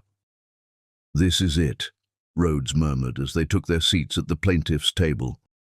"Everything we've worked for comes down to the next few hours." Arya nodded, her hand steady as she arranged her notes. Behind them, the gallery was packed with reporters, society watchers, and business associates drawn by the promise of watching Manhattan royalty destroy each other in public. She could feel their eyes on her, measuring her composure, waiting for signs of the emotional breakdown that surely had to come. They would be disappointed. Across the aisle, Damien sat beside Marcus Rothstein, his expensive suit armor against the ignominy of being publicly exposed as a fraud. He looked confident, even arrogant, clearly believing that his wealth and connections would protect him from the consequences of his actions. He was about to learn otherwise. "Your Honor," Rothstein began his opening statement with the practiced ease of a man who charged $1,000 an hour, "this is a simple case of a marriage that has run its course.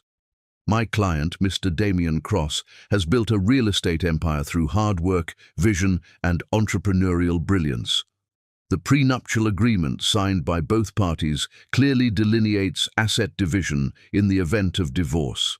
Mrs. Cross is attempting to circumvent that agreement through baseless accusations and emotional manipulation.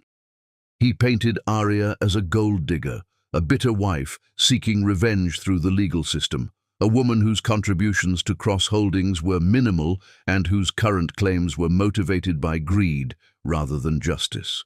Mr. Cross has been generous throughout this marriage," Rothstein continued. "He provided his wife with a comfortable lifestyle, social status, and the security that comes from being married to a successful businessman. Now, faced with the natural conclusion of their relationship, she seeks to destroy him rather than accept the terms they both agreed to 8 years ago. It was masterfully done, casting Damien as the reasonable party and Aria as the vindictive ex-wife whose accusations were motivated by spite rather than substance, but Rhodes was ready for him. "Your Honor," he began, his voice carrying the quiet authority that had made him one of Manhattan's most respected litigators, "my client is not seeking revenge. She is seeking justice. For 8 years, Aria Cross has been the invisible architect of her husband's success, the strategic mind behind every major project that built the Cross Holdings empire. Today, we will prove that the assets Mr. Cross claims as his own were created through my client's expertise, maintained through her relationships, and protected through her constant problem-solving." Rhodes moved to the evidence table, his movements deliberate and confident. "We will show that Mr. Cross has engaged in systematic credit theft, financial fraud, and criminal tax evasion. We will demonstrate that without my client's contributions, Cross Holdings would have collapsed years ago, and we will prove that the prenuptial agreement was signed under conditions of financial misrepresentation that render it null and void." The first witness was James Pemberton, who testified about Aria's role in securing his initial investment in Cross Holdings. "Mrs. Cross presented the most thorough financial analysis I had ever seen," he said under Rhodes's questioning. "She had identified every potential risk, developed mitigation strategies, and created profit projections that proved accurate to within 2% over a 3-year period. It was her expertise that convinced me to invest, not her husband's charm." "And who did you believe was responsible for this analysis at the time?" "Mr. Cross presented it as his own work. I only learned the truth this week when Mrs. Cross showed me the original documents in her handwriting." Victoria Ashford testified next, describing how Aria had personally guided her through complex zoning issues that threatened the Brooklyn waterfront project. "She understood regulatory law better than most attorneys," Victoria said. "She could see problems that wouldn't manifest for months and develop solutions that others missed entirely. Every conversation I had with her made me more confident in my investment. Every conversation with her husband made me less so." Marcus Chen's testimony was particularly damaging, as he detailed how Aria had saved the Meadowbrook development from collapse through innovative engineering solutions. "Without her intervention, we would have lost $40 million, he said flatly. Mr. Cross contributed nothing to that solution except his signature on documents she had prepared. Rothstein's cross-examination was aggressive but ineffective. He couldn't challenge the documented evidence of Aria's authorship, couldn't dispute the timeline of her problem-solving, couldn't explain away the stark contrast between her strategic thinking and Damien's superficial understanding of his own projects. Then Sterling Cross took the stand. The courtroom buzzed with whispers as Damien's son walked to the witness box, his resemblance to his father unmistakable, but his demeanor entirely different. Where Damien projected arrogance, Sterling carried himself with quiet dignity. Where Damien commanded attention, Sterling simply deserved it. "Mr. Cross," Rhodes began, "what is your relationship to the defendant?" "He is my biological father," Sterling replied, his voice steady, "though he has never acted in that capacity." The words hung in the courtroom like an indictment. Damien shifted uncomfortably in his chair, clearly unprepared for his son's public declaration of their relationship. "Can you tell the court about your observations of the marriage between your father and Mrs. Cross?" "I witnessed my stepmother solve problems that my father created through incompetence or carelessness. I watched her work 18-hour days to save projects he had endangered through poor planning. I saw her create strategies that he would later claim as his own innovations." "Did you ever hear your father acknowledge Mrs. Cross's contributions?" "Never in public. Privately, he would sometimes joke about how lucky he was that his wife was smarter than he was, but publicly he maintained the fiction that she was simply a supportive spouse." Rothstein's objection was overruled, and Sterling continued his testimony with devastating precision. He described overhearing conversations where Damien planned to divorce Aria while hiding assets. He detailed his father's systematic tax evasion and money laundering schemes. He presented recorded phone calls where Damien bragged about manipulating regulatory officials through bribes. "Mr. Cross," Rhodes said finally, "why are you testifying against your own father?" Sterling looked directly at Damien for the first time since taking the stand. "Because someone has to speak for the people he's destroyed. My mother, my stepmother, every investor who trusted him based on work that wasn't his own, every employee who lost their job when projects failed due to his incompetence." "Objection!" Rothstein leaped to his feet. "The witness is making speeches, not answering questions." "Sustained," Judge Thornfield said, but her expression suggested she was finding Sterling's speeches more informative than most of the legal arguments she had heard. The afternoon brought financial experts who dissected Damien's hidden assets, forensic accountants who traced money through labyrinthine shell companies, and former employees who testified about Aria's behind-the-scenes problem-solving. But the most devastating testimony came from Dr. Elena Rodriguez, the wife of Damien's former business partner.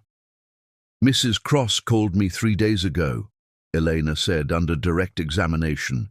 "She asked if I would be willing to share what I knew about my late husband's business relationship with Mr. Cross." "And what did you know?" Eleanor opened her purse and withdrew a small digital recorder. "My husband suspected that Mr. Cross was stealing intellectual property and hiding assets. Before he died, he gave me this recording of a conversation between them." The courtroom fell silent as Eleanor activated the device. Damien's voice filled the space, clear and unmistakable, discussing how to transfer assets offshore to avoid divorce settlements and how to claim credit for projects developed by subordinates and spouses. "That wife of mine is worth her weight in gold," the recording captured him saying. "Too bad she's too trusting to realize how much I'm stealing from her." The words hit the courtroom like a physical blow. Several people gasped audibly. Reporters scribbled frantically. Damien's face went white as he realized that his own words had just destroyed any remaining credibility he might have had. Judge Thornfield called for a brief recess, and Aria found herself surrounded by the controlled chaos of a legal victory that was still unfolding. "He's finished," Rhodes said quietly. "Even if we stopped here, the judge has enough evidence to void the prenup and award you everything." "But we're not stopping here," Arya replied, watching Damien huddle with his attorney at the defendant's table. "He destroyed too many people to get off with just financial penalties. The criminal referral will happen automatically now. Tax evasion, bribery, fraud. He's looking at serious federal charges." Arya nodded, feeling the weight of 8 years lifting from her shoulders. Justice was finally within reach, complete and devastating and long overdue. But as court prepared to resume for final arguments, she knew the most satisfying moment was still to come. Tomorrow, when the judge rendered final judgment, Damien Cross would learn what it felt like to lose everything to someone he had dismissed as powerless.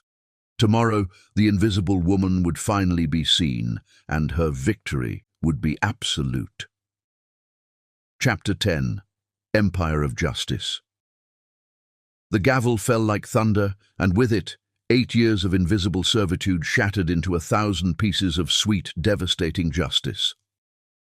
"In the matter of Cross versus Cross," Judge Thornfield announced, her voice cutting through the packed courtroom with surgical precision, "this court finds the prenuptial agreement null and void due to financial misrepresentation and fraud. Furthermore, based on overwhelming evidence of Mrs. Cross's contributions to the marital estate, the court awards her 75% of all Cross Holdings assets, including real property, business interests, and liquid assets." Arya felt the words wash over her like cleansing rain. 75%. Not the scraps Damien had tried to leave her with, not the minimal settlement his lawyer had demanded, but recognition of what she had actually built.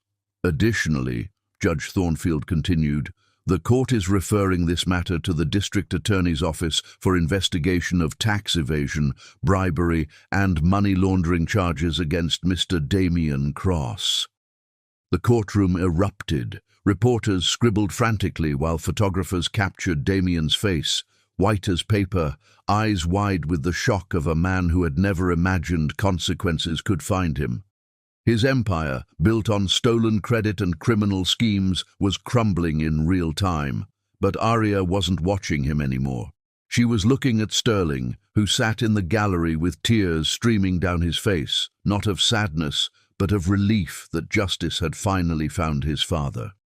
"Furthermore," the judge added, raising her voice above the commotion, "the court orders immediate transfer of operational control of Cross Holdings to Mrs. Arya Cross, effective today." It was over. Not just the marriage, not just the divorce proceedings, but the entire 8-year nightmare of being erased from her own success. She was free, vindicated, and more powerful than she had ever dared imagine. Rhodes leaned close, his breath warm against her ear. "How does it feel to be visible?" "Terrifying," she admitted, then smiled. "And absolutely perfect." As they gathered their documents and prepared to leave, Damien approached their table. His expensive suit couldn't disguise the defeat written in every line of his body. "This isn't over, Arya," he said, but his voice lacked conviction. "Yes, it is." She stood to face him, no longer the invisible woman he had dismissed for so long. "It's been over since the moment you underestimated me. I made you," he said desperately. "Without me, you would never have had the opportunities. Without you, I would have had credit for my own work 8 years sooner." Her voice was calm, final. "Goodbye, Damien." Sterling waited for them in the courthouse hallway, his eyes bright with emotion.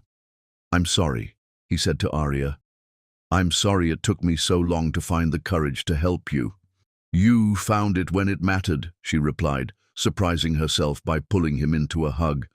"Your testimony made the difference." "What happens now?" he asked. Arya looked at Rhodes, seeing her own certainty reflected in his grey eyes. "Now, we build something better, something honest."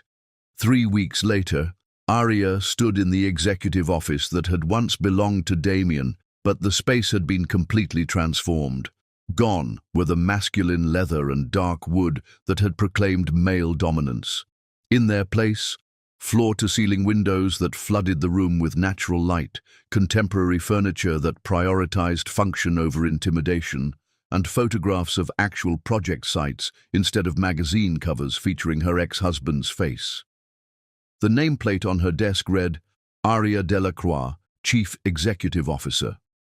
She had reclaimed her maiden name along with her empire. The Henderson project is ahead of schedule, Sterling reported, consulting his tablet as he delivered the weekly update. At 19, he had proven himself a gifted project coordinator with his father's charisma but his stepmother's ethics. The community integration initiatives are working exactly as you designed them. Aria smiled. Sterling had chosen to stay with the company after Damien's arrest, preferring to rebuild something positive from the wreckage of his father's legacy. The FBI had taken Damien into custody the previous week, facing charges that would likely result in decades in federal prison. The Riverside development, she asked. Environmental assessments complete, all permits approved, community support at 92%. Sterling's pride was obvious. The press is calling it a model for responsible urban development. Because it is. Aria turned to look out at the city skyline. Manhattan spread below her like a conquered kingdom. What else? The Pemberton Group wants to discuss 3 new projects. Victoria Ashford is proposing a joint venture for sustainable housing, and Marcus Chen's family is interested in expanding our West Coast operations. Success built on her own merit, her own strategies, her own reputation. It was intoxicating. Oh, Sterling added, with barely contained excitement, and Rhodes called. He's finished with court for the day and wondered if you were free for dinner. Aria's smile softened. Rhodes had been patient through the chaotic weeks of legal proceedings and corporate restructuring, supporting her transformation without trying to control it. Their relationship had deepened through shared victory, built on mutual respect and genuine partnership. Tell him I'll meet him at Gramercy Park at 7, she said. I have something important to ask him. That evening, Aria found Rhodes waiting for her on their favorite bench in the private park, the same spot where she had called him in tears the day she was served divorce papers. He looked distinguished in his grey suit, his silver hair catching the light from vintage lamp posts, his expression warming as she approached. Chief Executive Officer, he said, standing to greet her with a kiss. How does absolute power feel? Lonely, she admitted, settling beside him. Which brings me to what I wanted to discuss. Rhodes raised an eyebrow. Should I be worried? That depends on how you feel about mergers. Aria turned to face him fully, her heart hammering with nervous excitement. Personal ones, I mean. Are you proposing? Yes. She pulled a small velvet box from her purse, opening it to reveal a simple platinum band that caught the lamplight like captured starfire. Rhodes Whitman, you saved my life, fought for my justice, and showed me what love looks like when it comes from someone who values my mind as much as my heart. Will you marry me? His laughter was pure joy. Only you would propose a corporate merger in a public park. Is that a yes? Instead of answering with words, he kissed her with the passion of a man who had waited his entire life for this moment. When they broke apart, both breathless, he took the ring from the box and slipped it onto his own finger. It's a yes to everything, he said, to marriage, to partnership, to building an empire together based on respect instead of exploitation. As they walked home through the city lights, Aria reflected on the journey that had brought her to this moment. She had lost a husband who never valued her, but gained a partner who saw her true worth. She had lost the illusion of a perfect marriage, but gained the reality of perfect justice. And Sterling, dear Sterling, who had found the courage to choose honor over blood, had gained a mother who would never let anyone diminish his worth. The empire she had built in shadows was now hers to run in full sunlight, with the man she loved beside her and a son who had chosen to call her family. Damien had tried to erase her, to reduce her to an accessory in his gilded life. Instead, he had awakened a force of nature who would spend the rest of her life proving that the most dangerous enemy is a brilliant woman who finally realizes her own power. Justice, Arya discovered, tasted exactly like freedom. And freedom, shared with the right person, was the sweetest revenge of all.